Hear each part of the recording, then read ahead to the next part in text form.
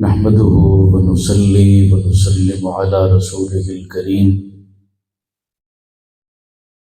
أما بعد فأعوذ بالله من الشيطان الرجيم بسم الله الرحمن الرحيم الحمد لله رب العالمين الرحمن الرحيم مالك يوم الدين صدق الله العظيم۔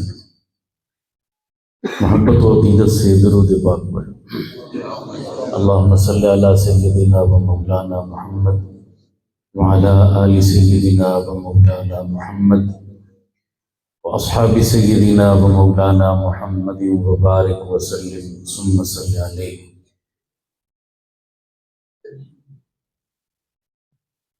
لائق ست تعظیم و تکریم زینت بزم حضرات علماء کرام، میرے محترم و مکرم سامعین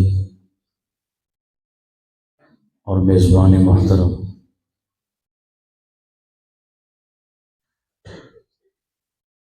آج پہلی مرتبہ آپ کے اس علاقے کے اس دینی گلشن میں حاضری کی سعادت نصیب ہو رہی ہے۔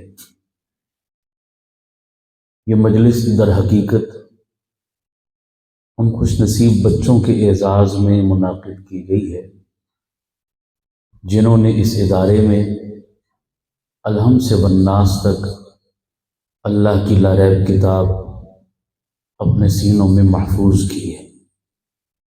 اس محفل کے مہمان خصوصی در حقیقت وہ بچے ہیں۔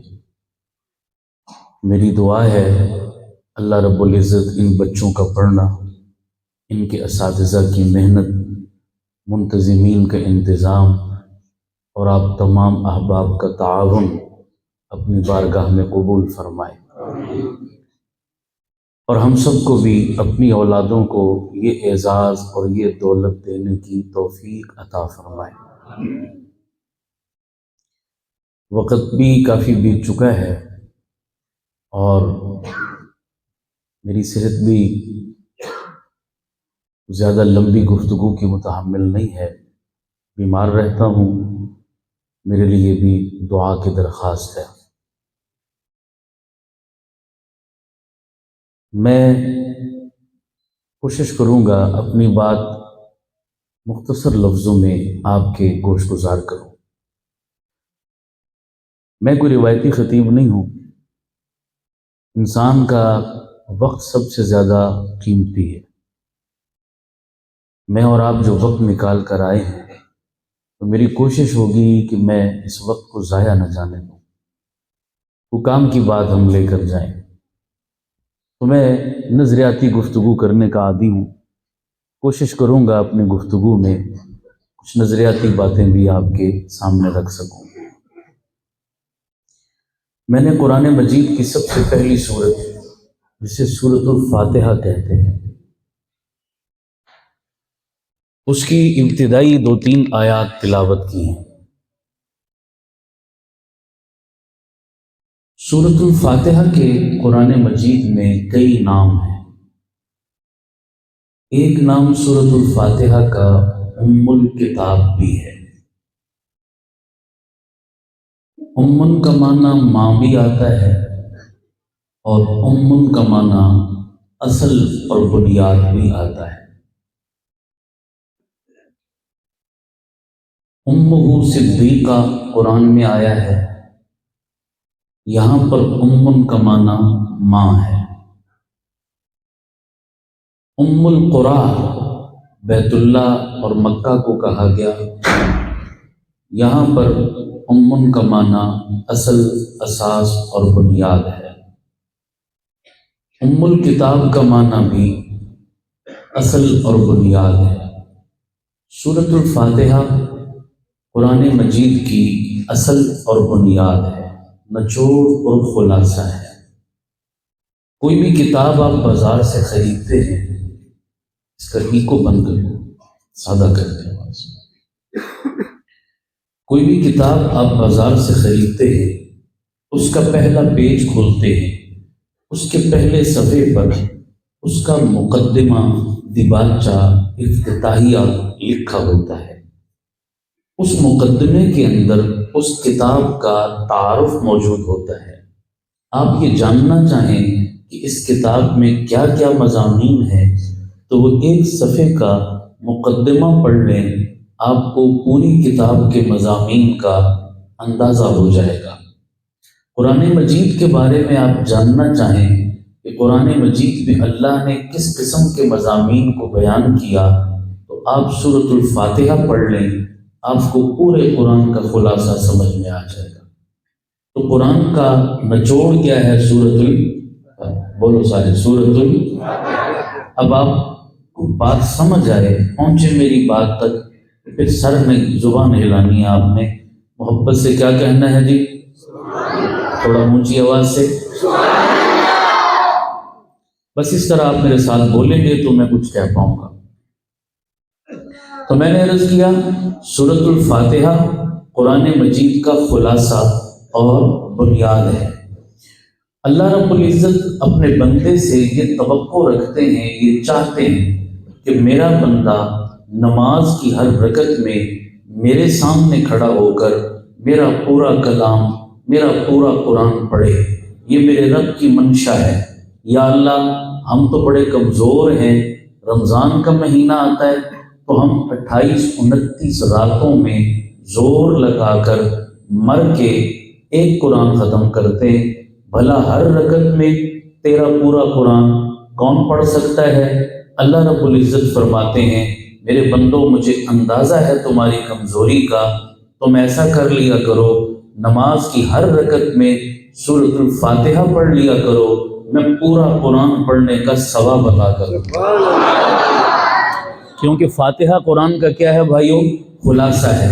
جس نے فاتحہ پڑھی اس نے پورا قرآن پڑھ لیا تو ثواب پورے قرآن کا مل جائے گا۔ اب ایک مسئلہ بھی بیان کرتا چلوں، میں نے ایک بات اور ایک جملہ بولا کہ نماز کی ہر رکعت میں فاتحہ پڑھو، قرآن پڑھنے کا ثواب ملے گا۔ اب سوال پیدا ہوتا ہے کہ آیا نماز کی ہر رکعت میں فاتحہ پڑھنی چاہیے یا فاتحہ نہیں پڑھنی چاہیے؟ یہ سوال پیدا ہوتا ہے۔ اب اس کا جواب سنو۔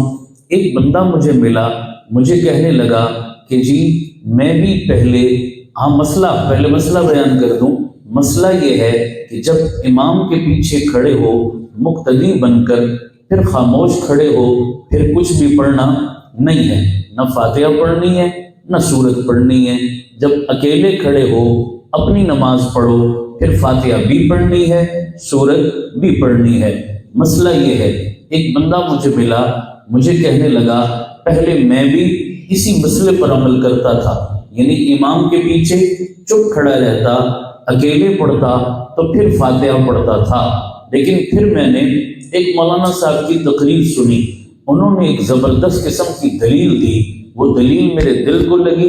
اس کے بعد سے میں نے امام کے پیچھے چپ رہنا چھوڑ دیا، فاتحہ پڑھنی شروع کر دی۔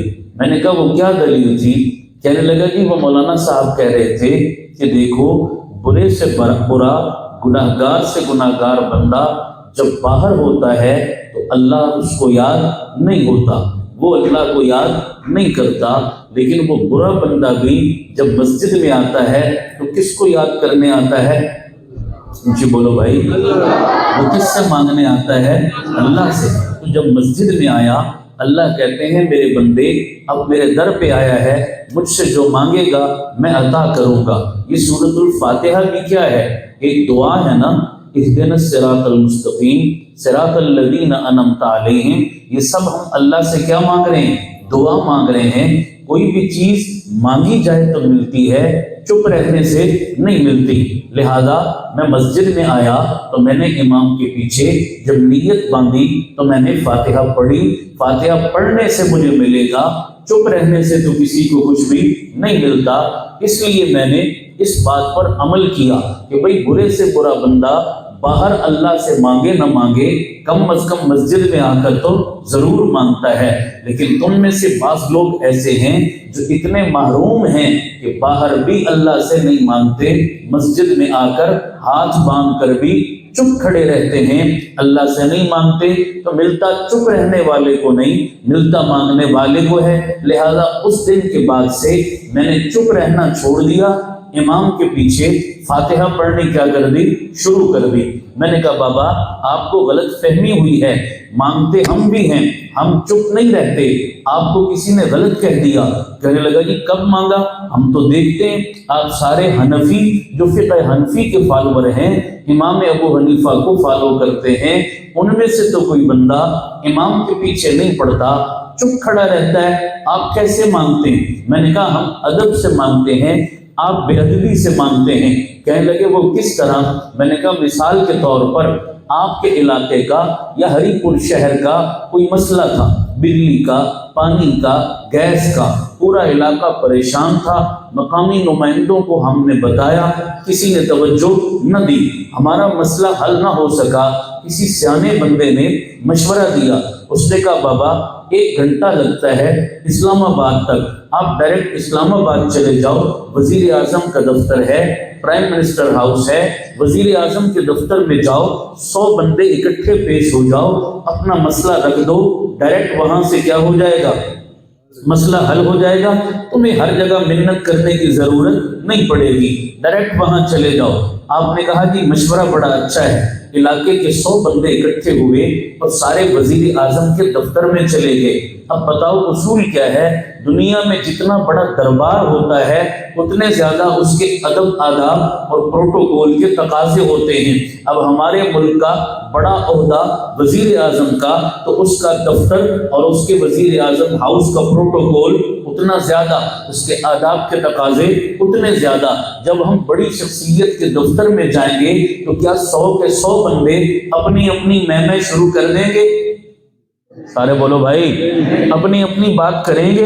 نہیں، ہم کہیں گے نہیں بابا بڑا دربار ہے، کہیں بے ادبی نہ ہو جائے، وزیر اعظم صاحب ناراض نہ ہو جائیں، سب نے نہیں بولنا، ان میں جو اچھا بولنا جانتا ہے اسے اپنا نمائندہ بناؤ، اسے آگے کرو، وہ ہماری بات وزیر اعظم کو پیش کرے گا، ہم 99 بندے وہ سارے مل کر اس کی بات کی تائید کر دیں گے، بات بھی پیش ہو جائے گی، ادب کی رعایت بھی رہ جائے گی۔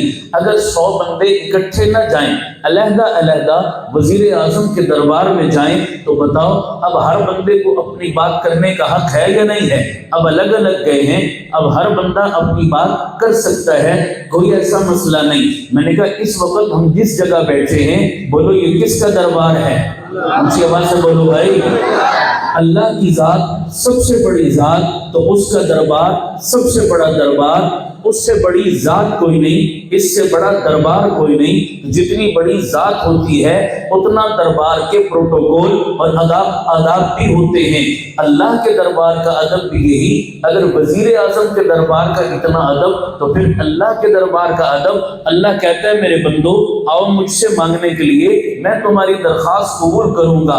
اب ہم جب اکٹھے آئے باجماعت مانگنے کے لیے تو سب نے میں نہیں کی، سب نے ایک نمائندہ بنایا، امام بنایا، آگے مصلی پہ کھڑا کیا، امام نے درخواست پیش کی، سورۃ الفاتحہ پڑھ کر ہمارا مسئلہ پیش کیا۔ جب امام نے وَلَضَّالِّينَ کہا، ہم نے پیچھے آمین کہا، تو آمین کہہ کے ہم نے امام کی بات کی کیا کر دی، تائید کر دی، مسئلہ بھی پیش ہو گیا، بڑے دربار کا ادب بھی ملحوظ رہ گیا، مسئلہ حل بھی ہو گیا۔ اور جب اکیلے اکیلے آئے، جماعت ہو چکی تھی، اب اپنی اپنی نماز پڑھنی ہے، اب ہر بندے کو اجازت ہے کہ وہ اپنی بات پیش کرے، تو اکیلے آئیں گے اپنی بات کر سکتے ہیں، باجماعت آئیں گے سارے میں نہیں کریں گے، ایک تو نمائندہ بنائیں گے، امام اپنی پڑھے گا، تم اپنی پڑھو گے، یہ بے ادبی شمار ہوتی ہے۔ میں نے کہا مانگا تم نے بھی ہے، مانگا ہم نے بھی ہے، تم نے مانگا بے ادبی سے، ہم نے مانگا ادب سے، ملتا ادب والے کو ہے، بے ادبہ محروم رہتا ہے۔ مسئلہ سمجھ آیا میرا آپ کو؟ بات سمجھ آئی نہیں آئی؟ تو فاتحہ پڑھنی ہے ہر رکعت میں، لیکن کب پڑھنی ہے؟ جن کو سمجھ آئی ہے بولو اکیلے پڑھنی ہے، امام کے پیچھے ہو پھر فاتحہ نہیں پڑھنی۔ امام تو بنایا ہی اس لیے، امام نے پڑھی ہماری بھی ہو گئی، ہمیں الگ پڑھنے کی ضرورت نہیں۔ یہ میرا موضوع نہیں ہے، یہ ویسے ضمناً مسئلہ آیا تو میں نے عرض کر دیا۔ توجہ رکھنا میری بات پر، میں عرض کر رہا تھا سورۃ الفاتحہ پورے قرآن کا کیا ہے؟ خلاصہ ہے۔ اس خلاصہ جڑ اور بنیاد ہونے کی وجہ سے اس کو ام الکتاب کہا گیا۔ اب یہاں ایک مسئلہ اور آپ کا ذوق ہے تو میں عرض کر دوں، ذوق سلامت ہے سب کا، توجہ رکھنی ہے میری مضمون پر۔ ایک مسئلہ اور، جیسے میں نے کہا عربی زبان میں امن کے دو معنی آتے ہیں، ایک معنی آتا ہے ماں، ایک معنی آتا ہے جڑ، اساس اور بنیاد، دو معنی امن کے آتے ہیں۔ ایسے ہی لفظ اب کے بھی عربی میں دو معنی آتے ہیں۔ اب کا ایک معنی باپ، ایک معنی کیا ہوتا ہے؟ ابن، ابو بھی اسی سے اردو میں ابو کہتے ہیں، عربی میں ابن کہتے ہیں۔ ابن کا معنی کیا ہے؟ باپ۔ ایک معنی اب کا باپ آتا ہے، ایک معنی اب کا والا آتا ہے۔ اب بعض لوگوں کو کیا غلط فہمی لگی، بعض لوگ یہ سمجھتے ہیں کہ خلیفہ اول سیدنا صدیق اکبر، سب کہہ دو رضی اللہ تعالی عنہ، آپ کی کنیت کیا تھی؟ ابو بکر، نام تھا عبداللہ، لقب تھا صدیق، کنیت تھی ابو بکر۔ تو لوگوں کو یہ شبہ پڑا کہ ابو بکر کا معنی بکر کا باپ، یعنی بکر نامی آپ کی کوئی اولاد تھی، اس نسبت سے آپ کو کیا کہا جاتا ہے؟ ابو بکر۔ حالانکہ بکر نام کی آپ کی کوئی اولاد نہیں تھی، نہ بیٹا نہ بیٹی، تو پھر ابو بکر کا کیا معنی؟ تو یہاں پر ابو کا معنی باپ کا نہیں، ابو کا معنی والا کا ہوگا۔ مثال کے طور پر توجہ رکھنا، مثال کے طور پر حضور کے ایک صحابی ہیں، نام ہے عبد الرحمن ابن صخر، لیکن ساری دنیا انہیں ابو ہریرہ کہتی ہے۔ اب ابو ہریرہ بلی کے بچے کو کہتے ہیں عربی زبان میں۔ اب بلی کے بچے کا باپ کوئی انسان بلی کے بچے کا باپ نہیں ہو سکتا، تو یہاں ابو کا معنی باپ کا نہیں، ابو کا معنی والا۔ انہیں بلیاں پالنے کا شوق تھا، ان کے شوق کو دیکھ کر اللہ کے نبی نے ایک موقع پر فرمایا یا ابا ہریرہ، اے بلیوں والے، تو یہاں پر معنی باپ کا نہیں والا کا ہے۔ حضرت علی رضی اللہ تعالیٰ عنہ کی کنیت ابو تراب، تراب کا معنی مٹی ہے، ابو تراب مٹی کا باپ، کوئی انسان مٹی کا باپ نہیں ہو سکتا۔ ابو تراب مٹی کا باپ نہیں، ابو تراب مٹی والا، کہ ایک دن وہ زمین پر لیٹے، وجود پر مٹی لگ گئی، لت پت وجود ہو گیا۔ اللہ کے نبی تشریف لائے، حضور نے حضرت علی سے فرمایا قم یا ابا تراب، اے مٹی والے کھڑا ہو جا۔ تو ابو کا معنی باپ نہیں، ابو کا معنی والا ہے۔ ہم سب جتنے یہاں بیٹھے ہیں، ہم سمیت دنیا کے 60 سے 70% مسلمان فقہ حنفی کے فالو کرنے والے، ہمارے امام کا نام کیا ہے بھائیو؟ اتنی اونچی بولو، یہ پہلو میں جو نئی مخلوق بیٹھی ہے نا، اس کے کان میں بھی آواز چلی جائے۔ جو ٹک ٹاک دیکھ کے جوان ہوئے، فیس بک دیکھ کے جوان ہوئے، جنہیں عمران خان کے چوکے چھکے پتہ ہیں، لیکن جو اصل ہمارا تعارف ہے وہ نہیں پتا، اس نئی مخلوق کو بھی اتنا اونچا بولو سمجھ میں آئے۔ ہمارے امام کا نام کیا ہے؟ امام ابو حنیفہ۔ اسی نسبت سے ہم کیا کہلاتے ہیں؟ حنفی کہلاتے ہیں۔ دنیا کے 60 سے 70% مسلمان کس فقہ کو فالو کر رہے ہیں؟ فقہ حنفی کو۔ اللہ اسی پر مرتے دم تک قائم رہنے کی توفیق عطا فرمائے۔ اب ہمارے امام کو دنیا ابو حنیفہ کہتی ہے، تو ابو حنیفہ سے بھی یہ شبہ لگا کہ شاید حنیفہ کا باپ، حنیفہ نامی ان کی کوئی بیٹی تھی، اس نسبت سے انہیں ابو حنیفہ کہتے ہیں۔ ایسا ہرگز نہیں، ان کی کوئی بیٹی حنیفہ نام کی نہیں تھی۔ پھر حنیفہ کا مطلب کیا ہوا؟ حنیفہ کا لفظ حنیف سے نکلا۔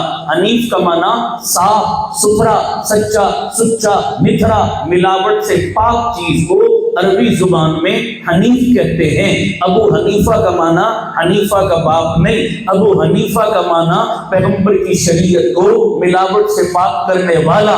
ابو حنیفہ نے رب کی توحید کو شرک سے پاک کیا، پیغمبر کی سنت کو بدعت سے پاک کیا، شریعت کے مسائل کو خرافات سے پاک کیا، صاف ستھری شریعت امت کے حوالے کی، اس لیے انہیں ابو حنیفہ کہتے ہیں۔ تو ابو بکر کا معنی بکر کا باپ نہیں، بکر کا لفظی معنی اولیت کرنے والا، پہل کرنے والا، اولیت اور پہل کرنے والے کو بکر کہتے ہیں۔ تو ابو بکر، بکر کا باپ نہیں، پہلے نمبر والا۔ بالکل مسئلہ سمجھ میں آیا کہ جناب ابو ہریرہ بلیوں والا، ابو تراب مٹی والا، ابو حنیفہ پیغمبر کی شریعت کو ملاوٹ سے پاک کرنے والا، ابو بکر پہلے نمبر والا۔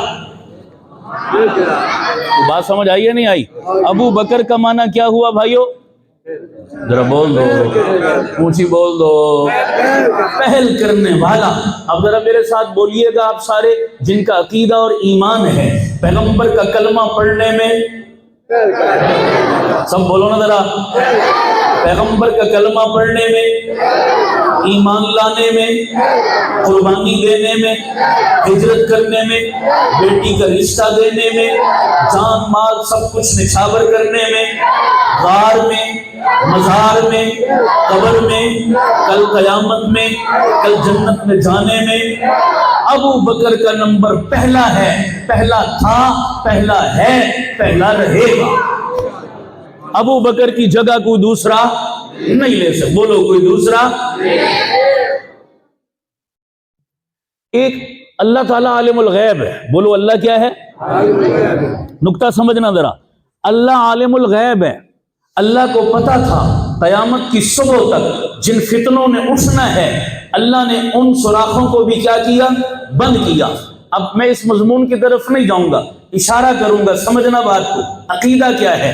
اللہ نے وہ سوراخ بند کیے، وہ کس طرح؟ اللہ نے کچھ نام اپنے محبوبوں کو ایسے عطا کیے کہ ان ناموں کے ذریعے سے ہی میرے رب نے فتنوں کا کیا کر دیا؟ دروازہ بند کر دیا، سدے باب کر دیا۔ مثال کے طور پر میرے آقا کے صفاتی نام بہت سے ہیں، ذاتی نام 2 ہیں، آسمانوں پہ نام احمد ہے، زمین پہ نام محمد ہے۔ اب آپ جانتے ہیں محمد کا معنی کیا؟ صلی اللہ علیہ وسلم۔ محمد کا معنی سب جس کی کیا کریں؟ تعریف کریں، تعریفوں والا۔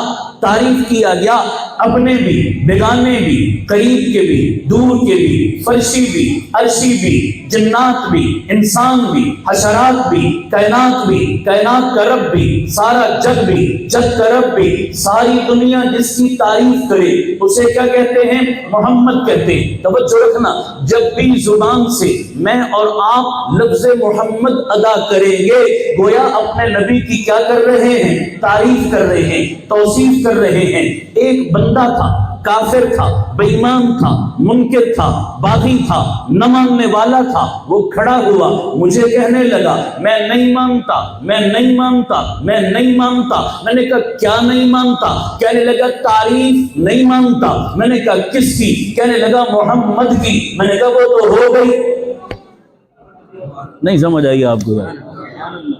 میں نے کہا کیا نہیں مانتا؟ کہتا ہے تعریف نہیں مانتا۔ میں نے کہا کس کی؟ کہنے لگا محمد کی۔ میں نے کہا وہ تو اللہ نے نام ہی ایسا دیا، منکر سے منکر جب بھی محمد کہے گا میرے نبی کی تعریف پہ مجبور ہوگا۔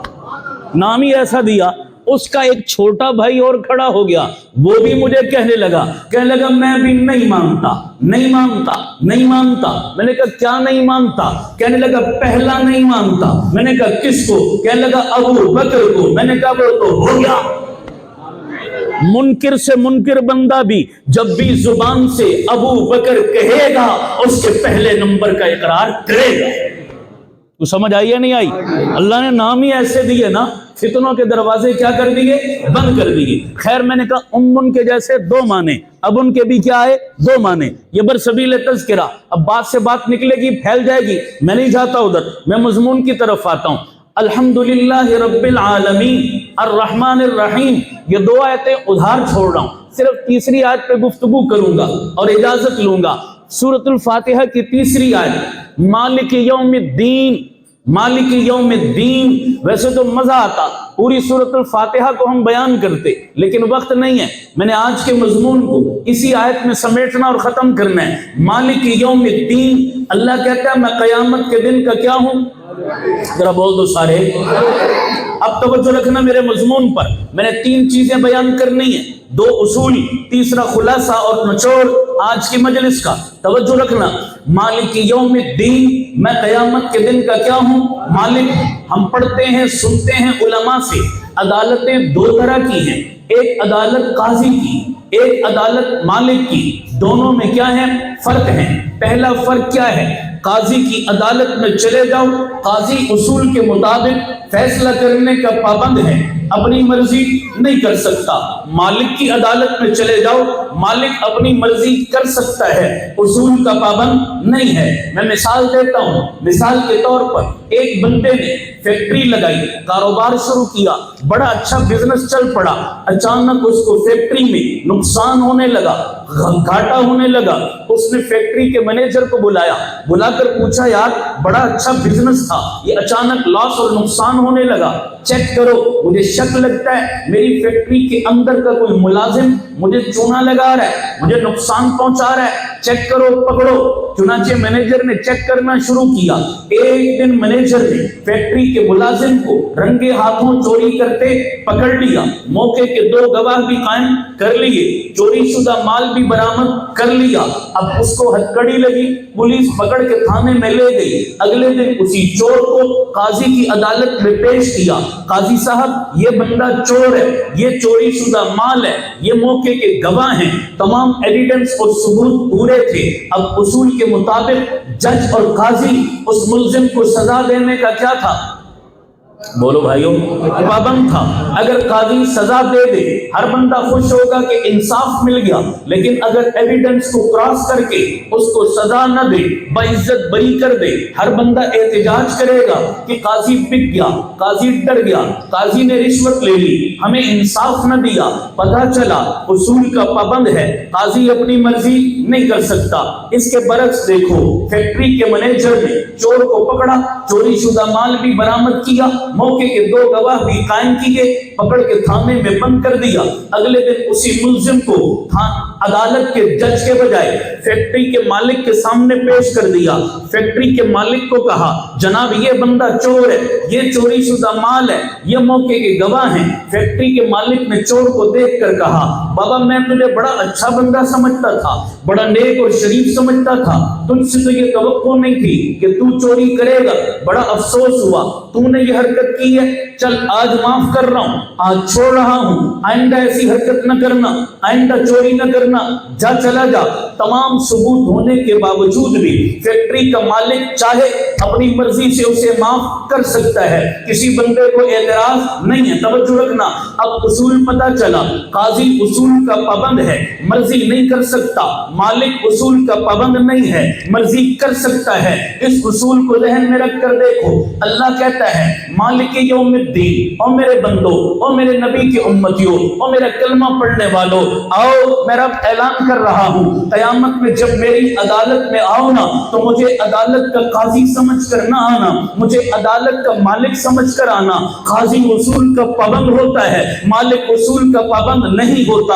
اگر چاہوں گا قیامت والے دن تو میں جو ہے وہ کسی مجرم کو اٹھا کے جہنم میں پھینک دوں گا، اور اگر چاہوں گا قیامت والے دن تو زندگی بھر کے خطا کار کو اٹھا کے جنت کا وارث بنا دوں گا، مجھے کوئی پوچھنے والا نہیں۔ کیونکہ مالک یوم الدین میں کیا ہوں؟ قاضی نہیں ہوں، میں کیا ہوں؟ قیامت کے دن کا مالک ہوں۔ مالک تو اصول کا پابند نہیں ہے، میں جس کو چاہوں گا معاف کر دوں گا۔ یہ پہلا فرق ہو گیا دونوں میں۔ دوسرا فرق کیا ہے؟ قاضی اور جو ہے وہ عدالت کے مالک کے اندر دوسرا بنیادی فرق کیا ہے؟ اولاً تو میں نے بتایا قاضی مرضی نہیں کر سکتا، اصول کا پابند ہے، لیکن بالفرض قاضی اپنے اختیارات سے تجاوز کرتے ہوئے مرضی کر بھی لے، مجرم کو کیا کر دے؟ بری کر دے، معاف کر بھی دے، لیکن کوئی بھی قاضی اس مجرم کی فائل کو عدالت سے ضائع نہیں کرتا۔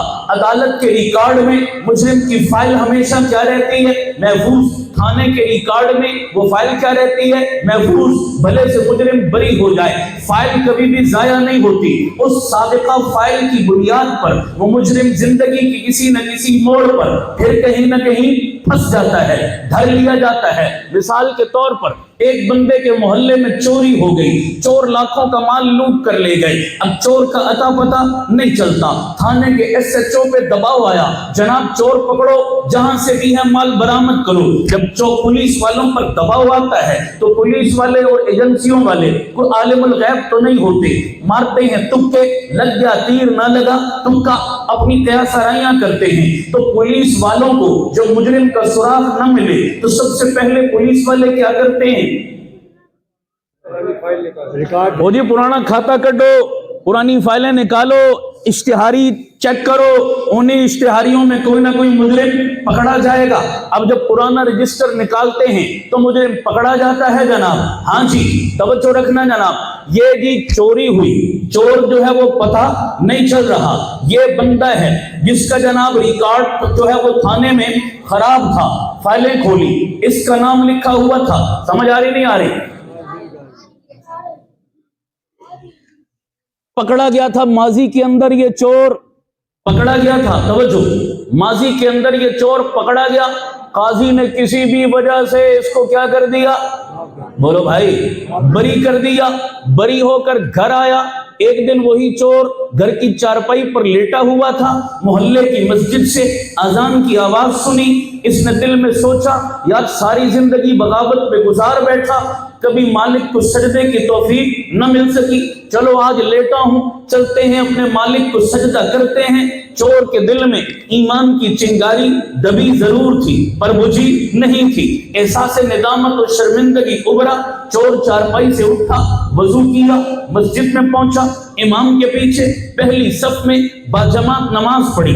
امام صاحب نے جب سلام پھیرا، صف کے ایک کونے سے ایک بندہ کھڑا ہوا، نمازیوں کو مخاطب کر کے کہنے لگا حضرات ایک ضروری اعلان سنیے، میری آپ کی بلکہ پورے عالم کے انسانوں کی کامیابی اللہ نے پورے دین میں رکھی ہے، یہ دین ہماری زندگیوں میں محنت سے آئے گا، اسی محنت کے بارے میں نماز کے بعد بات ہوگی، سارے بھائی تھوڑی دیر بیٹھ جانا، آپ کو بڑا نفع ہوگا۔ آپ لوگوں نے بھی کبھی یہ اعلان سنا؟ اونچی آواز سے بولیے بھائی، یہ اعلان کون کرتا ہے؟ PTI والے، نون لیگ والے، پیپلز پارٹی والے، آپ کے علاقے کا MNA MPA، وہ بڑی کار کوٹھی بنگلے مونچھوں والا یہ اعلان کرتا ہے؟ نہیں، کون کرتا ہے؟ تبلیغ والے، بوریے بسترے والے یہ اعلان مسجدوں میں کرتے ہیں۔ اللہ کی قسم اٹھا کے کہتا ہوں اس اعلان میں وہ ہمدردی اور شفقت ہے جو کسی باپ کے اندر نہیں، کسی ماں کی ممتا میں وہ ہمدردی نہیں جو اس اعلان میں چھپی ہے۔ اللہ کی قسم میرے تیرے ماں باپ میری تیری دنیا بنانے کی فکر کرتے ہیں، یہ تبلیغ والے میری تیری آخرت بنانے کی فکر کرتے ہیں۔ وہ چاہتے ہیں ہمارا دنیاوی مستقبل سنورے، یہ چاہتے ہیں ہماری قبر اور آخرت سنورے۔ بولو زیادہ خیرخواہ کون ہے؟ بولو جو ہماری آخرت اور قبر کی فکر، اپنا کھانا، اپنا بسترا، اپنا لوٹا، اپنے خرچے پہ میری تیری قبر کی بھیک مانگنے آیا، بول اس سے بڑا کوئی خیرخواہ ہو سکتا ہے؟ اللہ ان خیرخواہوں کی قدر کرنے کی توفیق عطا فرمائے، آمین کہو۔ ان کے اعلان پہ کام دھرا کرو۔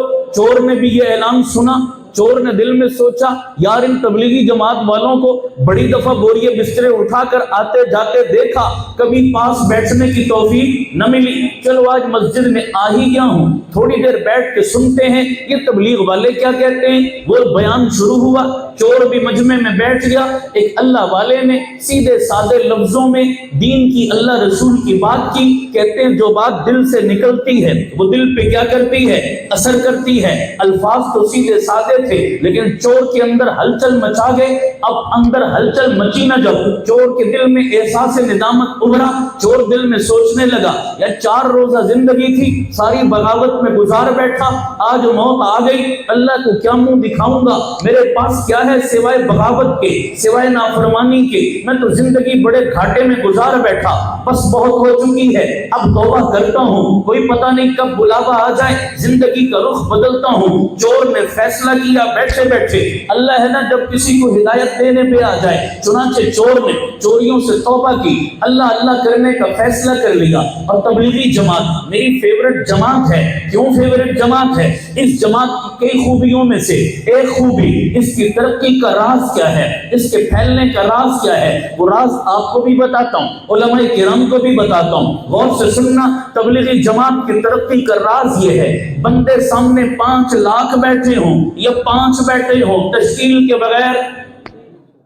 یہ ہے کامیابی کا راز۔ بندے کتنے ہوں، 5 لاکھ ہوں یا 5 ہوں، تشکیل کے بغیر کوئی نہیں جا سکتا جناب۔ ہم کیا کرتے ہیں، لاکھوں روپیہ بھی لگاتے ہیں، جلسہ بھی کراتے ہیں، تقریریں بھی کرتے ہیں، نعرے بھی لگاتے ہیں، لوہا گرم کر کے چاول کھا کے پھر ایسا ہوتا نہیں ہوتا، چاول کھا کے مولوی صاحب اپنے گھر، لوگ نعرے لگانے والے اپنے گھر، تشکیل نہیں کرتے۔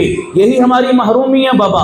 آئندہ اپنی عادت بناؤ، جلسے سے پہلے پلان بناؤ، پلان مرتب کرو، آئندہ سال ہمارے مدرسے کی کیا اہداف ہیں، کیا ٹارگٹ ہیں، کیا ہم نے نیا شروع کرنا ہے، وہ سارے ٹارگٹ طے کر کے اس کے بعد جلسہ رکھو۔ جلسے میں جو آئے مہمان عالم خطیب ہوں، انہیں آپ ٹارگٹ دیں، حضرت جی اس موضوع پر گفتگو کریں، لوہا گرم کریں، لوگوں کو موٹیویٹ کریں، اور آخر میں ہم نے کیا کرنی ہے، ہم نے کہنا بابا آئندہ سال ہمارے مدرسے میں یہ شعبہ، یہ پروگرام، یہ ترتیب، ہماری مسجد میں یہ کام شروع ہو رہا ہے، کون کون تیار ہے، نام لکھاؤ اپنے، کوئی نام لکھائے بغیر، داخلہ لیے بغیر نہ جائے، پھر تو فائدہ ہوا، آپ کی محنت بھی کسی کھاتے لگی۔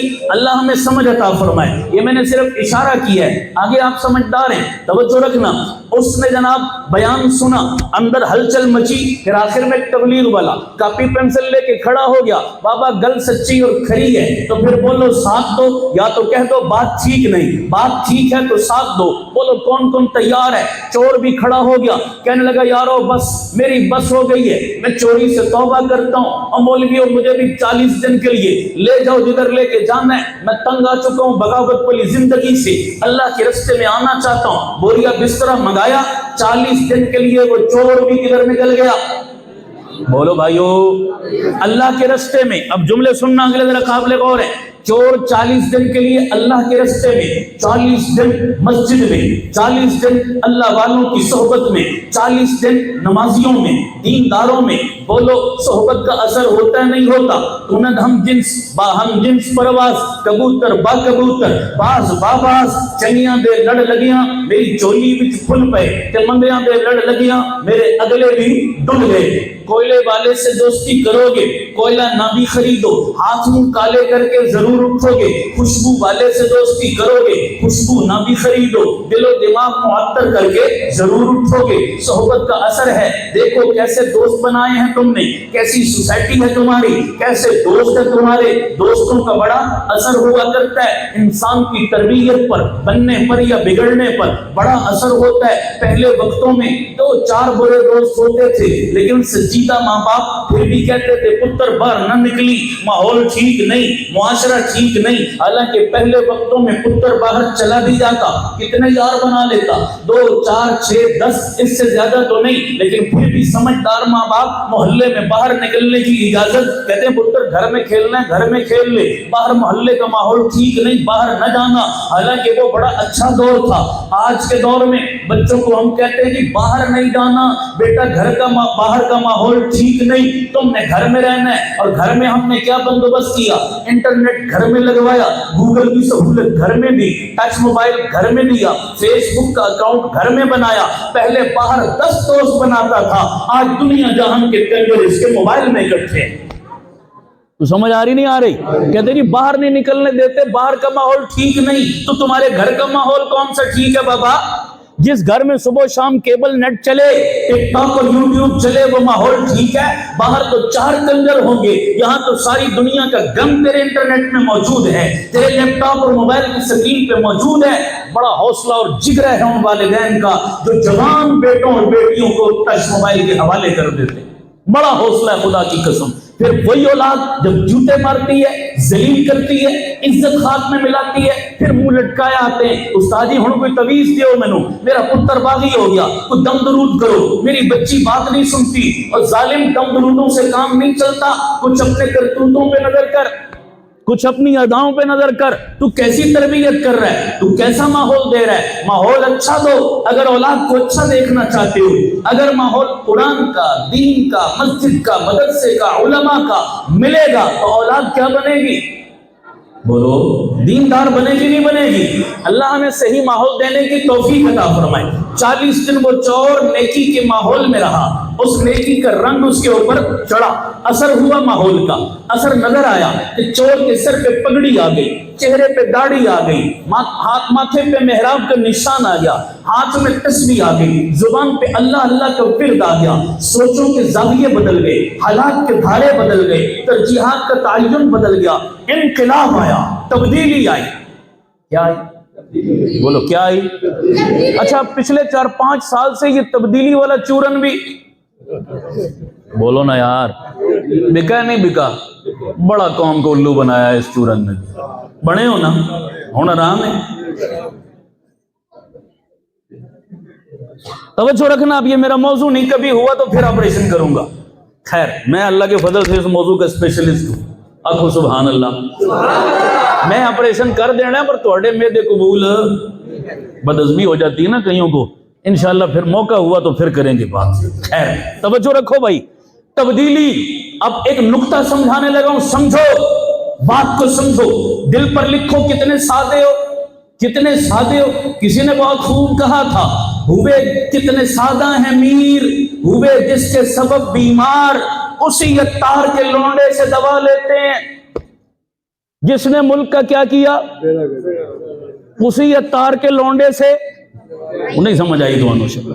ابھی بھی امیدیں لگائے بیٹھے ہیں کہ وہ نجات دہندہ آئے گا تو تبدیلی آ جائے گی جناب۔ اور سادھیو سنو میری بات، مسئلہ سمجھو جناب۔ کوئی بندہ دعوت، کوئی بندہ 22 کروڑ میں سے کوئی بندہ دعویٰ کرے، لوگوں مجھے چنو، مجھے حکومت دو، مجھے اقتدار دو، مجھے اسلام آباد تک پہنچاؤ، میں ملک میں اسلام لاؤں گا، میں خلافت راشدہ کا نظام لاؤں گا، میں ریاست مدینہ بناؤں گا۔ کوئی بندہ تقریر کرے، نعرے لگائے، بڑے دعوے کرے، آپ نے الجھنا نہیں، سیمپل اصول اپنانا ہے، سیمپل چیز چیک کرنی ہے کہ جو بندہ اسلام آباد پر اسلام نافذ کرنے کے دعوے کر رہا ہے، چیک کرو پہلے 6 فٹ کے وجود پر اس کے اسلام ہے۔ نہیں سمجھ آئی میری غلط؟ اصول ہے نا سیمپل بابا۔ جو بندہ کہتا ہے میں پورے پاکستان کو ریاست مدینہ بناؤں گا، اس چھوٹی سی ریاست کا نقشہ اس نے بدلا، اس کی شکل مدینے والے سے ملتی ہے، اس کی حرکتیں مدینے والے سے ملتی ہیں، اس کے گھر میں مدینے والے کا نظام ہے، اس کے بچے مدینے والے کی غلامی میں یا اسرائیل کی غلامی میں، تو سمجھ آ رہی نہیں آ رہی؟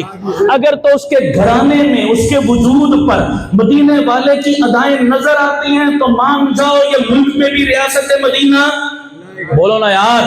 لیکن جس کے اپنے وجود پر اسلام نہیں، اپنے گھرانے پر اسلام نہیں، جس کی اپنی اولاد اسلام سے دور ہے، توقع ہو سکتی ہے وہ اسلام آباد میں اسلام لائے گا؟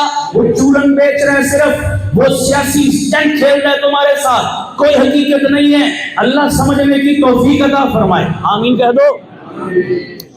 اب پوری قوم، میں بھی چاہتا ہوں، آپ بھی چاہتے ہیں، تبدیلی آنی چاہیے، لیکن لوگ کیا کہتے ہیں؟ لوگ کہتے ہیں جی تبدیلی کا آغاز کہاں سے ہوگا؟ باہر سے، باہر سے، باہر سے۔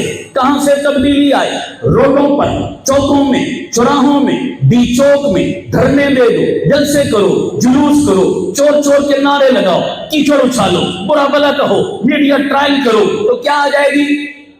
بولو بھائی، تبدیلی۔ ایک اصول دے کے جا رہا ہوں، دل پر لکھو، یاد رکھو، تبدیلی کا سفر باہر سے شروع نہیں ہوتا، اندر سے شروع ہوتا ہے۔ بولو یار، تم کہتے ہو ڈی چوک پہ جا کے بیٹھے تو تبدیلی آئے گی، میں کہتا ہوں نہیں، دھرنا دینا ہے تو یہاں دو۔ نہیں سمجھ آئی آپ کو؟ دھرنا دینا ہے تو کہاں دو؟ اپنے آپ کے خلاف دو۔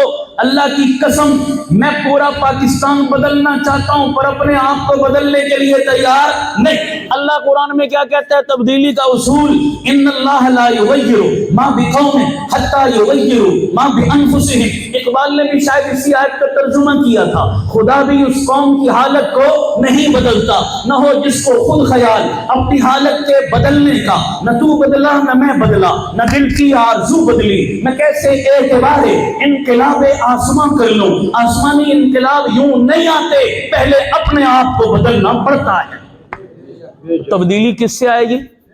بولو یار۔ ہم تبلیغی جماعت والے ہم مدرسوں والے کیا کہتے ہیں؟ ہم کہتے ہیں بابا تبدیلی ضرور آنی چاہیے، لیکن آغاز کس سے کرو؟ اپنے آپ سے کرو۔ یہاں سے لاؤ نا تبدیلی۔ چور کی زندگی میں کیا آئی؟ تبدیلی آئی ہے جناب۔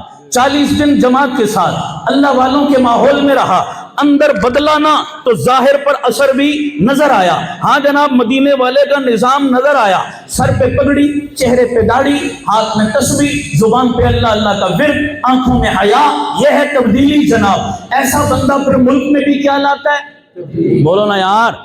جس کا اپنا بنا ہو نا اندر، وہ باہر بھی بنا سکتا ہے۔ جس کے اپنے اندر بگاڑ ہو، وہ باہر دوسروں کو کیا بنائے گا بابا؟ یہ اصول پلے باندھنا ہے ہمیشہ۔ ہمیشہ نعروں میں نہ آیا کرو، چکری چپڑی باتوں اور پروپیگنڈے میں نہ آیا کرو۔ اللہ ہمیں سمجھ عطا فرمائے، آمین کہہ دو سارے۔ چور کی زندگی میں انقلاب آ گیا، آنا تھا 40 دن جو گزرے اس کے جناب۔ چلا لگا کر وہ چور جب واپس آیا، پہلے دن اپنے گھر پہنچا تو چور کے محلے میں ایک چوری، وہ اسی کے لیے میں نے لمبی چوڑی تقریر کی، ایک چوری کیا ہو گئی؟ لاکھوں کا مال لوٹ کے لے گئے چور۔ پولیس پہ دباؤ آیا، چور پکڑو، چور کا پتہ نہ چلا۔ پولیس والوں نے پرانی فائلیں کھولی، اس فائل میں سب سے اوپر اسی کا نام، جو تازہ چلا لگا کے آیا، سب سے اوپر اشتہاریوں میں پرانی فائلیں تھی نا جناب۔ پولیس والے پکڑ گئے، ہتھکڑی لگائی، جا کے بند کر دیا۔ اس نے کہا یار میرا جرم بتاؤ، میں نے کیا کیا ہے؟ پولیس والوں نے بولا چوری ہوئی ہے، چور کا پتہ نہیں۔ اس نے کہا مجھ سے قسم لے لو یہ چوری میں مانتا ہوں ماضی میں چور تھا، بڑی چوریاں کی ہیں، لیکن اب میں نے توبہ کر لی۔ یہ دیکھو میرے چہرے پہ سنت رسول، میرے محلے کے مسجد کے امیر صاحب سے میری گواہی لو، اب میں بس اپنی نماز پڑھتا ہوں، لوگوں کو نماز کی، میرا یہی کام ہے بس، اب کوئی چوری ووری نہیں ہے، میں نے نہیں کی یہ چوری۔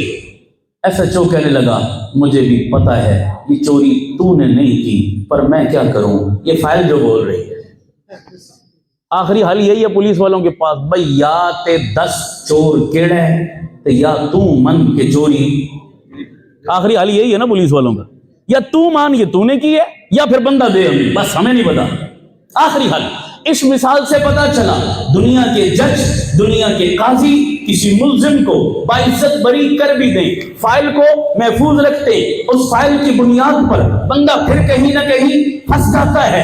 آگے سنو، رب کہتا ہے ایک مالک کی عدالت ہے، مالک ہی نہیں مالک الملک کی عدالت ہے، ساری کائنات کے بادشاہ کی عدالت۔ اللہ کہتا ہے لوگوں مالک کی عدالت کے دستور نرالے ہیں، اللہ تیری عدالت کا دستور کیا ہے؟ اللہ کہتا ہے الا من تاب وآمن وعمل صالحا فاولئک یبدل اللہ سیئاتہم حسنات۔ میری عدالت میں جس مجرم کو میں معاف کرتا ہوں تو میرا اصول ہے میں زندگی بھر کی خطاؤں کو معاف بھی کرتا ہوں، اس کے ریکارڈ کو ہمیشہ کے لیے صاف بھی کرتا ہوں، اور صرف صاف نہیں کرتا، پلے سے نیکیاں بھی لکھوا دیتا ہوں، اس کے گناہوں کو مٹا کر، اس کی خطاؤں کو مٹا کر پلے سے نیکیاں لکھوا دیتا ہوں۔ یہ دوسرا فرق ہو گیا قاضی اور مالک کی عدالت میں۔ اب تیسرا فرق ہے، اب تک میں بولا، اب آپ بولیں گے، ذرا میرا ساتھ دیجیے گا تاکہ آج کی مجلس کا مدعا اور عنوان سمجھ آئے، توجہ رکھنا۔ تیسرا فرق قاضی اور مالک کی عدالت میں، قاضی کی عدالت میں کیس لڑنا پڑے تو کس کی ضرورت؟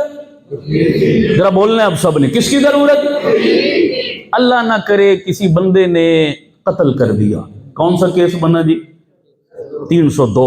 ہمارے ہاں کہتے ہیں 302 ہرے بھرے درخت کے ساتھ لکھ کے لٹکا دو، چند دن بعد 302 تو بڑی بلا ہے جی، یہاں تو چھوٹے چھوٹے مقدموں میں لوگوں کی زندگیاں، بولو کیسے گندے نظام سے ہمارا پلا پڑے، زندگیاں بیت جاتی ہیں خدا کی قسم، کچہریوں میں برباد ہوتے ہوتے، انصاف نہیں ملتا۔ 302 تو پورے خاندان کو ہلا کر رکھ دیتا ہے، اللہ حفاظت فرمائے۔ بندے نے قتل کر دیا، 302 کا کیس بن گیا، پولیس والے پکڑ کر لے گئے، سیشن کورٹ میں جا کر قاضی کی عدالت میں پیش کیا۔ خاندان پورا پریشان ہوگا نہیں ہوگا؟ بولو بھائی، سارا خاندان اکٹھا سر جوڑ کے بیٹھا، مشورہ کیا، پیسے جمع کیے، یار بندہ بچا لو ورنہ پھانسی لگ جائے گا۔ اب جناب انہوں نے ایک وکیل کیا سیشن کورٹ میں، وکیل صاحب یہ فیس لے لو، خدا کے لیے ہمارا بندہ چھڑوا دو۔ وکیل صاحب نے بڑا زور مارا، بات نہ بنی، سیشن کورٹ کے جج نے ہمارے بندے کو سزائے موت سنا دی۔ دکھ ہوگا؟ بولو، افسوس ہوگا؟ کیا مایوس بھی ہوگے؟ مایوسی ہوگی؟ نہیں، آپشن ہے نا آگے، आगे और ऑप्शन है, मायूस नहीं है। कहां? हाई कोर्ट में कि चलो जी यहां से नहीं वहां से मसला हल हो जाएगा, मायूस नहीं है। हाई कोर्ट चले गए और तगड़ा वकील किया और भारी फीस दी। तवज्जो, वहां भी वकील ने बड़ा जोर मारा, बात ना बनी, वहां भी उसने सजा मौत सुना दी। दुख तो हुआ लेकिन मायूसी अभी भी ऑप्शन है, सुप्रीम कोर्ट। वहां तो अच्छे अच्छे धुल धुलाकर, बोलो ना, पाक साफ होकर, हाजी नमाजी बनकर वहां से बरामद होते हैं जनाब। अच्छा जी, सुप्रीम कोर्ट से तो मसला हल हो जाएगा। सुप्रीम कोर्ट वो जगह है जहां की दीवारें भी पैसा मांगती हैं, मशहूर है, रिश्वत, पता नहीं क्या कुछ, अल्लाह माफ फरमाए।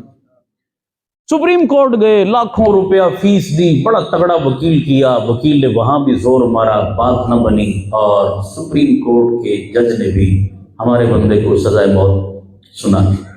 अब मायूसी बनती है या कोई और ऑप्शन है जी? सदर साहब, सदर साहब। अच्छा, एक मजे की बात मैं अक्सर बताया करता हूं, तो दुनिया के और सदर भी होंगे लेकिन जितना वेल और निकम्मा हमारा होता है, यकीन करो, हम गए ईवान सदर में कई दफ़ा। ईवान सदर में ना बहुत सारे अंदर उन्होंने पौधे और बड़ा वो गार्डनिंग की हुई है बहुत ज़्यादा जनाब ना। तो सदर साहब धूप में कुर्सी डालकर मालियों को सारा दिन क्या दे रहे होते हैं? भाई ये हथों है कटो, एक कलम इस तरह बढ़ाओ, एक काम तो इंसान। अच्छा, मजे की बात है, काम तो हमारे वजीर आजम का भी, वो बोलो ना, जो भी आता है सिवाय अपोजिशन को लिताड़ने के, कम ही काम होते हैं जनाब। काम करते तो यह हाल होता है हमारे मुल्क का। खैर, सदर साहब लाखों रुपया तनख्वाह लेता है, काम टके का नहीं। हाँ, 2-4 फाइलों पे दस्तखत करके वो अपनी तनख्वाह क्या करता है, हलाल करने की कोशिश करता है। समझ आ गई? तो एक ये भी है भाई, कोई केस आ गया कत्ल वाला, तो सदर साहब के पास रहम की अपील। सदर साहब चाहें तो क्या कर सकते हैं, माफ। अब तवज्जो करना, तवज्जो, जिसके लिए मैंने लंबा सफर किया और ये तमहीद बांधी है, अब मैं इस पॉइंट पे आया हूं, बड़ी तवज्जो। कि जो मुल्क का सदर होता है, पाकिस्तान का नहीं वैसे बात कर रहा हूं, जो मुल्क का क्या होता है, वो दूसरे लफ्जों में मुल्क का बादशाह होता है, ऐसा है। और जो मुल्क का बादशाह होता है वो दूसरे लफ्जों में मुल्क का क्या होता है, मालिक होता है। बोलो क्या होता है? तवज्जो भाई, ओ नौजवानों, तो पुत्रो आज मेरी सुनो यार, तुसी आप कुछ गल्लां कर लो, आज मेरी सुनो। असी तो सुनने समय जनानियां चुप नहीं कर दियां जिते दो पैमण जमा। आजकल कम पुट्ठा टोरिया पे, अल्लाह आपको खुश रखे। बस मैं आखिरी बात है इसलिए तवज्जो चाह रहा हूं, आप बड़ी तवज्जो।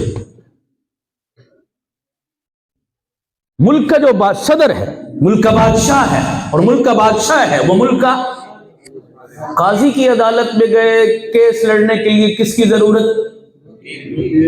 अब केस काजी की अदालत से सदर यानी मालिक की अदालत में चला गया। अब बताओ कोई वकील चलेगा वहां? बोलो सारे यार, कि कोई वकील साहब आए और सदर साहब से केस लड़े हमारा? नहीं, वकील नहीं चलेगा।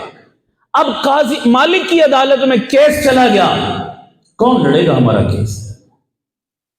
एक सवाल है ना, कौन लड़ेगा हमारा केस वहां पर? वकील तो नहीं, वहां चलेगा सिफारिशी।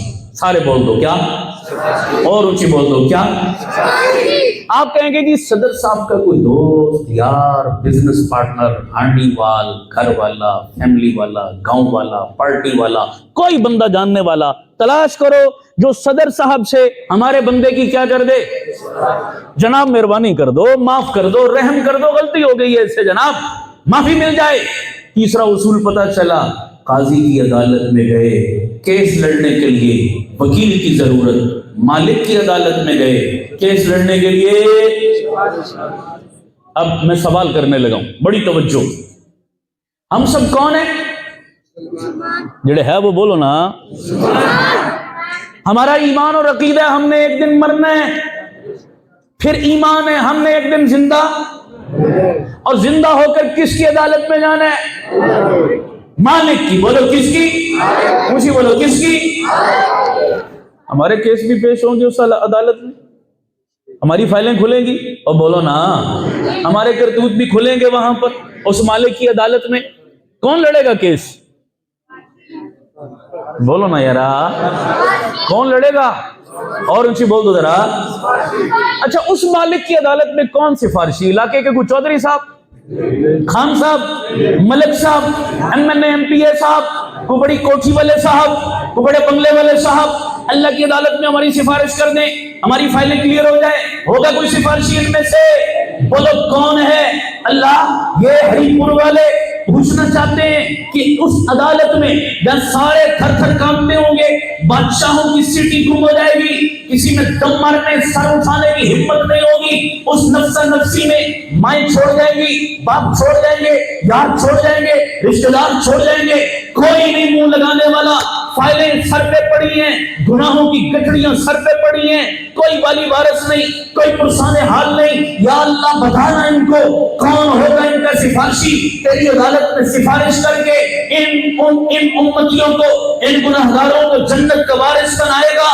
تو میرے پاک پیغمبر نے اپنی زبان نبوت سے ارشاد فرمایا، لوگوں جب سب ساتھ چھوڑ جائیں گے نا، جس کے سینے میں رب کا قرآن ہے یہ کھڑا ہوگا اور قیامت والے دن 10 گناہگار پکے ٹھکے جہنمی یہ سفارش کر کے جس پہ ہاتھ رکھ دے گا اللہ اسے بھی جنت کا وارث بنا دے گا.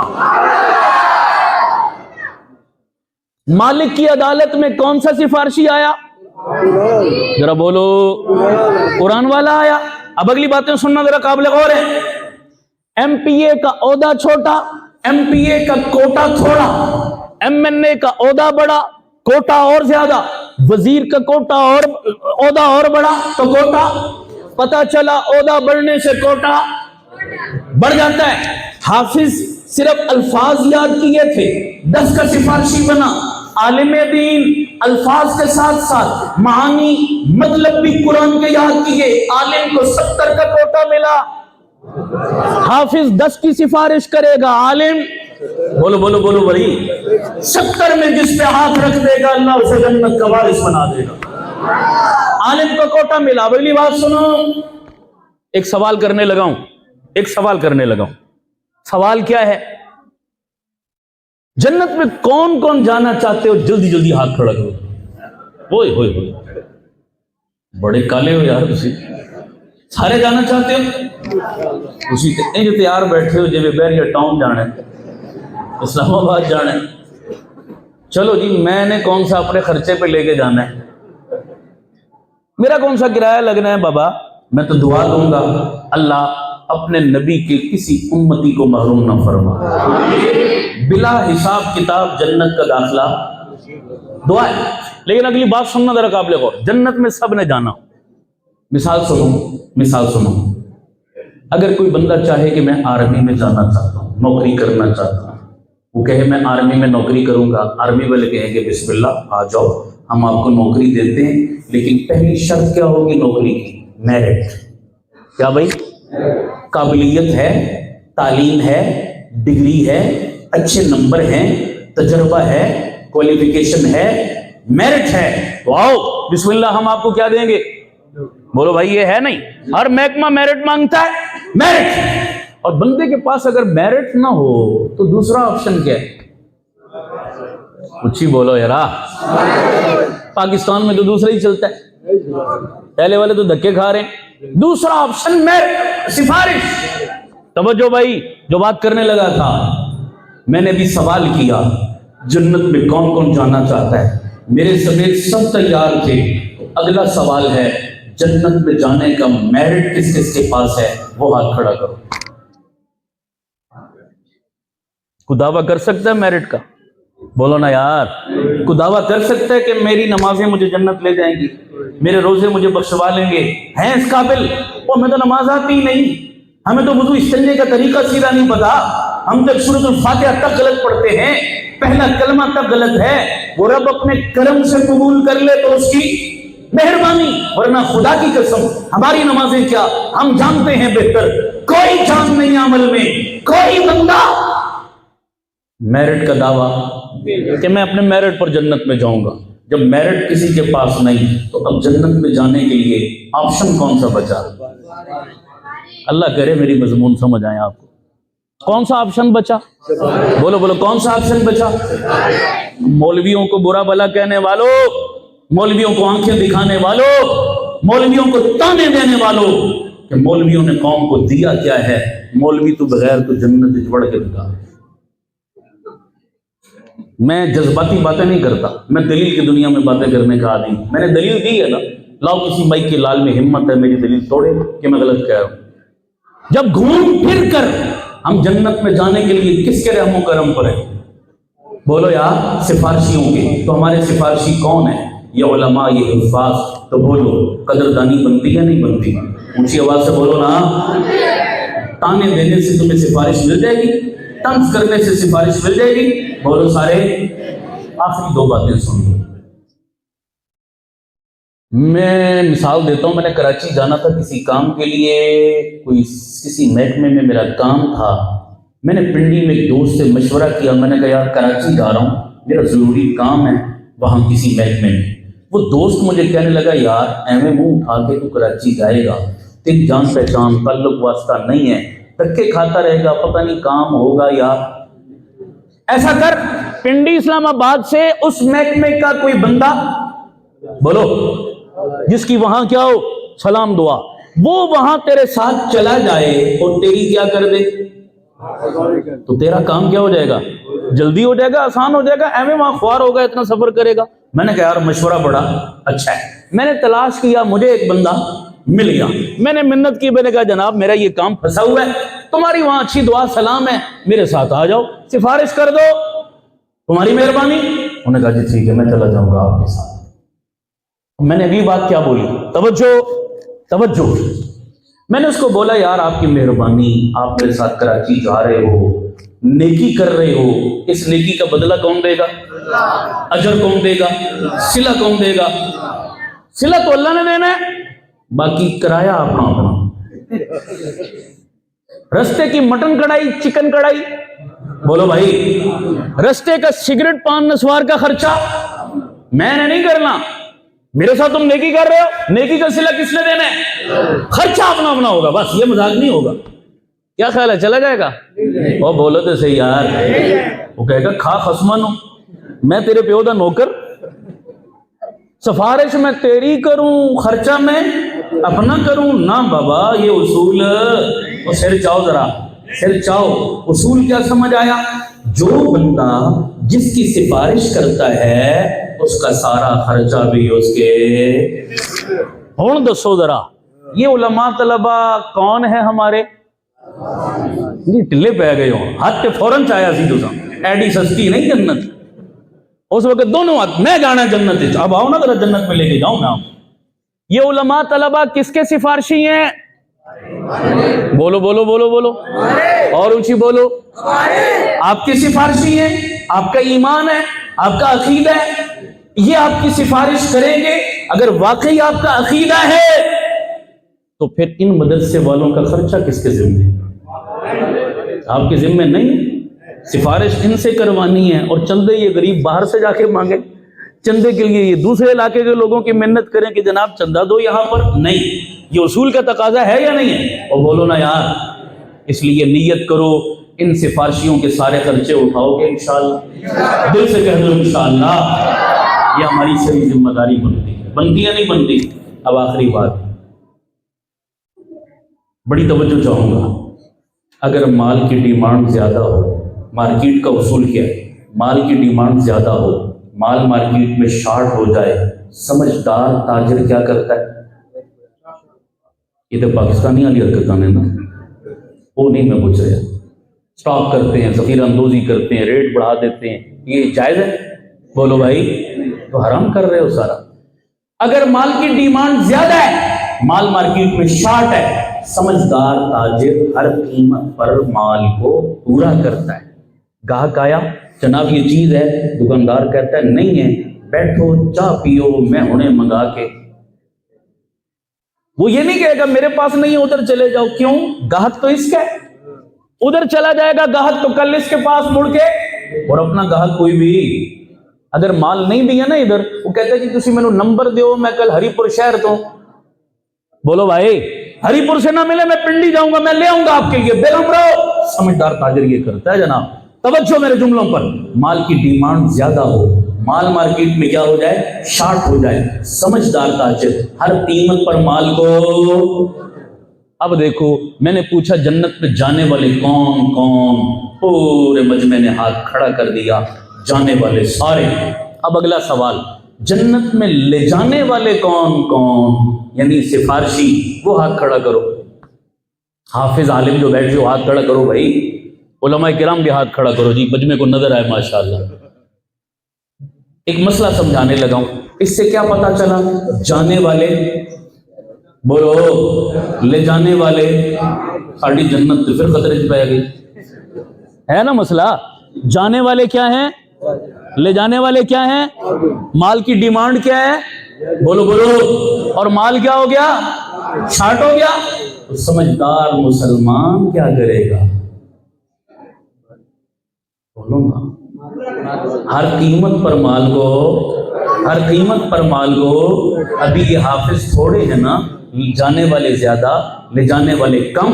تو حل کیا ہے؟ اگر سارے جنت جانا چاہتے ہو تو کم از کم ہر گھر سے ایک حافظ قرآن تیار کرو، تب گزارا ہوگا نا بھائی، تبھی تو کام چلے گا۔ ہمارے پنڈی کے قریب ہے گجر خان کا علاقہ، وہاں 8-10 مدرسوں کے بچوں نے نا قرآن پاک حفظ کیا۔ انہوں نے اپنا ایک جوائنٹ اکٹھا پروگرام 8-10 مدرسے والوں نے رکھا، ایک کھلے بڑے میدان میں ایک ہی پروگرام رکھا۔ مجھے اس میں انہوں نے دعوت دی، میں گیا، میں نے قرآن مجید کی عظمت پر بیان کیا، میں بیان کر کے واپس آ گیا۔ اگلے دن وہاں سے ایک بندے کا مجھے فون آیا، مجھے کہنے لگا کہ میں رات کو آپ کی تقریر سننے بڑے دور سے وہاں آیا، میں نے بڑے غور سے آپ کی تقریر سنی، وہیں بیٹھے بیٹھے میں نے نیت کر لی کہ اپنا بچہ حافظ، پکا ارادہ کر لیا۔ لیکن گھر گیا نا تو وزارت داخلہ سے پرمیشن لینا بھی کیا ہوتا ہے؟ آج کے دور میں یہ بھی مسئلہ ہے نا بڑا جناب، اکیلا بندہ تو کوئی فیصلہ نہیں کر سکتا۔ میں نے منع کی اماں سے بھی جا کر ساری تقریر آپ کو سنائی، اس کو اپنی بیگم کو بھی جناب ساری تقریر سنا کے میں نے اس کو بولا بھائی میرا تو ارادہ ہے کہ اپنے 2 بیٹوں میں سے ایک بیٹا کیا بنائیں گے۔ میری بیگم کو مجھ سے اختلاف ہو گیا، کس بات پر؟ توجہ، میں نے کہا ایک بیٹا حافظ بنائیں گے، ایک بیٹا اسکول ڈالیں گے، ایک مدرسے میں، ایک کمپیوٹر سیکھنے میں، تاکہ دین اور دنیا دونوں لائنیں چلتی رہیں۔ میری بیگم کہنے لگی نہیں بھائی، 2 بیٹے، دونوں حافظ بنیں گے، دونوں عالم بنیں گے۔ ایسی مائیں آج بھی زندہ ہیں۔ میں کہتا تھا ایک، بیگم کہتی تھی دونوں، اس پر اختلاف ہو گیا۔ میں نے بڑی بحث کی، میری بیگم نے آخر میں ایک اتنی تگڑی دلیل دی مجھے کہ مجھے اپنے ہتھیار پھینکنے پڑے۔ بیگم مجھے پنجابی میں کہنے لگی چل تیری گل منی، چل تیری گل، 2 پتر، ایک پتر نو مدرسے پائیے، ایک پتر نو سکولے پائیے، تیری بات مان لیتے ہیں، جو بچہ مدرسے میں جائے گا حافظ بنے گا۔ ایک حافظ کتنوں کو بخشوائے گا؟ اور بولو نا، کہنے لگی یہ 10 دادکے بخشوال ایسی ایک پتر، 10 نانکے تیرا پیو بخشواسی۔ 2 پتروں نو حافظ بنا، کم از کم 10 دادکے چوں 10، اس لیے کہ جانے والے زیادہ ہیں، لے جانے والے تھوڑے ہیں، تو کچھ کوٹا تو پورا ہوگا۔ اب میری گفتگو سمجھ آئی ہے تو کون کون نیت کرتا ہے اپنا سفارشی اپنے گھر میں تیار کرے گا انشاءاللہ۔ اور جڑے جنت جان والے سو نا ذرا ہوں چاہو ہاتھ، اس ویلے پھٹ چاہے نے، ابھی بھی بہت سارے ہاتھ نیچے ہیں، ذرا دیکھو کون کون نہیں جانا چاہتا جنت میں، ذرا گوانڈیاں نو چیک کرو ذرا کیڑے کیڑے منکر بیٹھا ہے جنت کا۔ جاؤ گے سارے انشاءاللہ؟ سیاسی اعلان تو نہیں ہے نا یہ کس کے ساتھ آپ کمٹمنٹ کر رہے ہیں؟ وہ تو دیکھ رہے ہیں نا بابا، میں تو چلا جاؤں گا، لیکن نیت کرتے ہو انشاءاللہ ہر گھر میں حافظ حافظہ بناؤ گے، اپنے بچوں کو عالم عالمہ بناؤ گے، دین کے لیے وقف کرو گے انشاءاللہ، ان مدارس کے دست و بازو بنو گے انشاءاللہ۔ یار زندہ ملاقات باقی ہے۔ وآخر دعوانا